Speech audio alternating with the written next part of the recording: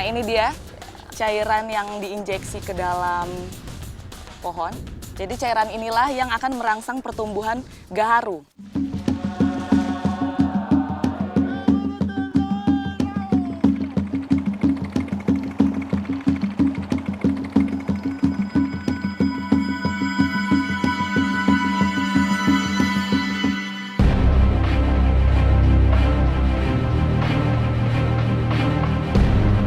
Melimpahnya sumber daya alam di suatu wilayah akan membawa masyarakatnya ke jenjang perekonomian dan pembangunan yang lebih tinggi.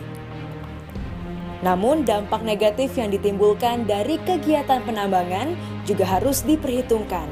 Jika tidak, kerusakan lingkungan di daerah sekitar kegiatan eksploitasi pasti terjadi. Kalau ngomongin Provinsi Bangka Belitung, pasti nggak jauh-jauh dari yang namanya tambang timah. Jadi tempat-tempat seperti ini banyak nih. Ini adalah lokasi bekas penambangan. Tapi kali ini saya mau mengeksplor Bangka dari sisi yang berbeda.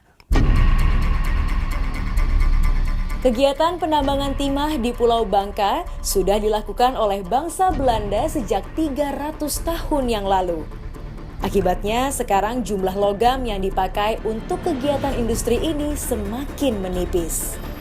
Sebagian warga Bangka mulai melirik kegiatan ekonomi lain di luar penambangan. Salah satunya adalah sektor perkebunan. Di sela-sela kegiatan berkebun, mereka sesekali melakukan tradisi berburu bersama. Di masa awal kehidupan manusia, berburu dan mengumpulkan makanan adalah usaha utama untuk menjaga keberlangsungan hidup. Tidak heran, hingga sekarang hampir di seluruh penjuru tanah air banyak saya jumpai berbagai bentuk tradisi berburu. Nyangkut. Udah siap, Pak? Ayo. Nah, ini dia yang saya maksud. Jadi hari ini saya kegiatannya mengikuti masyarakat masuk ke dalam hutan untuk berburu babi. Ini alatnya. Penggunaan perangkap khusus untuk memperoleh hasil buruan sangatlah dibutuhkan. Sebab hewan berkuku belah ini sangat agresif dan akan menerjang apapun di hadapannya jika terdesak. Saya bersama warga desa Kayu Besi, Kabupaten Bangka Tengah, memasang jebakan di hutan yang sering dijadikan lokasi mencari makan babi hutan.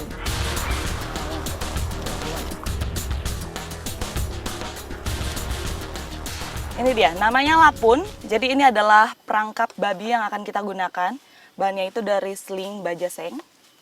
Jadi nanti akan kita letakkan di tempat yang kira-kira dilewatin babi.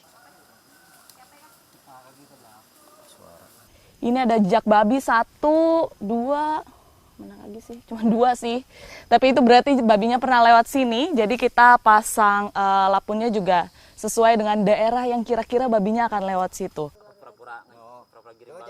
Jadi sistem perburuan kita kali ini nggak sendiri, tapi kita menggunakan anjing. Jadi fungsi anjing itu untuk menggiring dan mengejar babi. Kemudian manusianya berjaga-jaga untuk memposisikan babi itu untuk masuk ke dalam lapun. Terus di sini ada ini namanya tali aris. Jadi ini fungsinya adalah supaya nanti pas babinya masuk makin dalam, kalau dia lari kan belakangnya makin kenceng. Aduh, tapi ini nyangkut. Pak, tolong! Nyangkut! Sayangnya nyangkut. Aduh.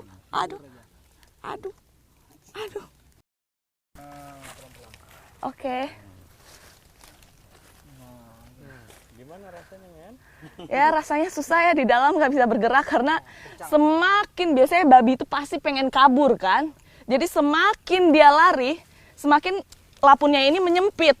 Dan di ujungnya ini yang tadi saya bilang tali aris, ini akan ngunci nih. Ditarik gini akan ngunci tuh kan.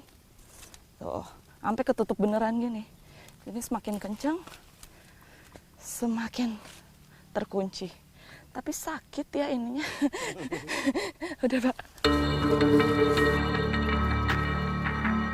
Dalam sebuah kelompok perburuan, paling sedikit terdiri dari 5 orang. Hal ini disebabkan panjang perangkap yang biasa dipasang mencapai lebih dari 20 meter. Harga satu set lapun baru mencapai Rp100.000. Hal ini juga membuat warga sepakat membentuk kelompok-kelompok agar biaya yang dikeluarkan untuk membeli perangkap tidak membengkak. Ayo belok. Dalam perburuan kali ini, saya bersama warga membawa beberapa anjing terlatih yang berguna untuk menggiring target buruan ke lokasi perangkap. Jika saya melihat dari sudut pandang berbeda, sebenarnya masuknya hewan liar ke pemukiman penduduk disebabkan oleh rusaknya habitat alami tempat tinggal dan mencari makan di hutan. Jadi sangatlah besar kemungkinannya jika lokasi pencarian makan satwa akan bersinggungan langsung dengan perkebunan warga dekat hutan. Ini nggak tahu anjingnya udah ngacir kemana. Jadi kita harus ngikutin. Wah. Cari posisi anjingnya dulu nih, baru bisa tahu babinya kita giring kemana. Babi hutan yang terdapat di Pulau Timah ini ada dua jenis. Jenis pertama beratnya dapat mencapai 200 kg, dikenal dengan nama cincu.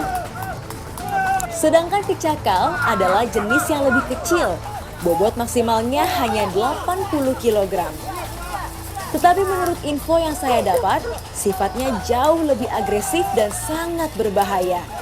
Tidak jarang menimbulkan korban luka para pemburunya.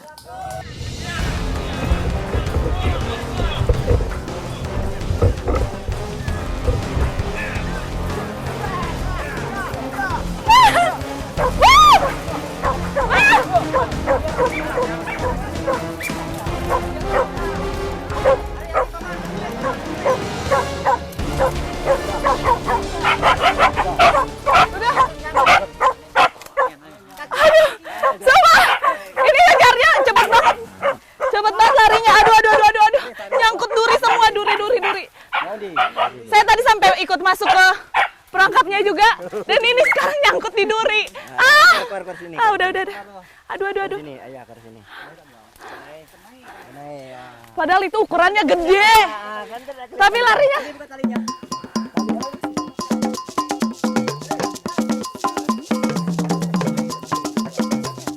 Tradisi berburu di desa ini tidak menggunakan peralatan modern dan dilakukan hanya sesekali saja.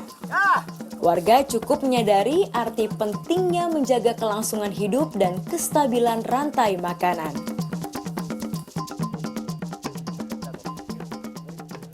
Kita bantu dulu teman kita yang satu ini. Ternyata nggak cuma saya aja yang nyangkut ke dalam jaring. Jangan ngigit. Oh, oke. Ini anjingnya juga ikut masuk ke dalam jaring. Aduh. Coba.